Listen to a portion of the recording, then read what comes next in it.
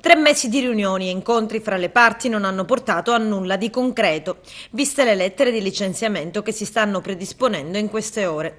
È finita sul tavolo del Dipartimento regionale dei rifiuti l'avvertenza dei 14 operatori ecologici fino al 21 luglio scorso in servizio nel cantiere di Agrigento e che rientravano nell'accordo sottoscritto un paio di giorni addietro tra SRR, AG4, sindacati e alcune imprese, che prevedeva la ricollocazione del personale ritenuto in esubero dal comune capoluogo. Nelle ultime ore la notizia della predisposizione delle lettere di licenziamento. Le segreterie regionali di CGIL, CISL e UIL della funzione pubblica si sono incontrate a Palermo e hanno ufficialmente chiesto, attraverso un documento congiunto, che sia il Dipartimento ad intervenire sulla vicenda per provare a scongiurare il licenziamento di queste persone. La triade sindacale ha chiesto adesso alla Regione di interessarsi direttamente sulla questione per evitare il peggio. In buona sostanza, 3 mesi di riunioni e incontri fra le parti non hanno portato a nulla di concreto, viste le lettere di licenziamento che si stanno predisponendo in queste ore.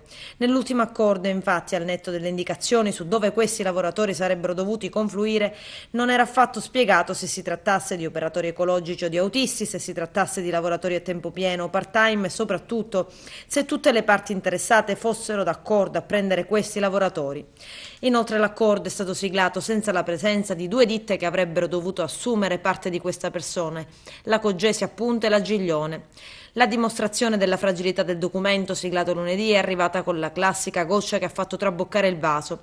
Da fonti sindacali si è infatti appreso che l'impresa Cogesi di San Giuseppe Jato, che si è aggiudicata l'appalto a Siculiana e che, va detto, non era presente alla riunione della SRR, non vorrebbe procedere all'assunzione di 4 unità ad essa assegnata prima della fine del mese di agosto. A bocce ferme si è poi saputo che alcuni sindaci non sarebbero poi così entusiasti di assumere nuova forza lavoro nei propri elenchi del personale. Una situazione delicatissima a questo punto, che mette in gioco il futuro professionale di tante persone. Secondo l'accordo sottoscritto nei locali della SRR a G4 era previsto che 2 unità sarebbero andate ad Aragona, una a Laro che raggruppa Sant'Angelo Muxaro, Santa Elisabetta e Ioppolo Giancaxio, 2 a Porto Empedocle, 4 a Siculiana, un'altra ancora a Siculiana e una a Favara.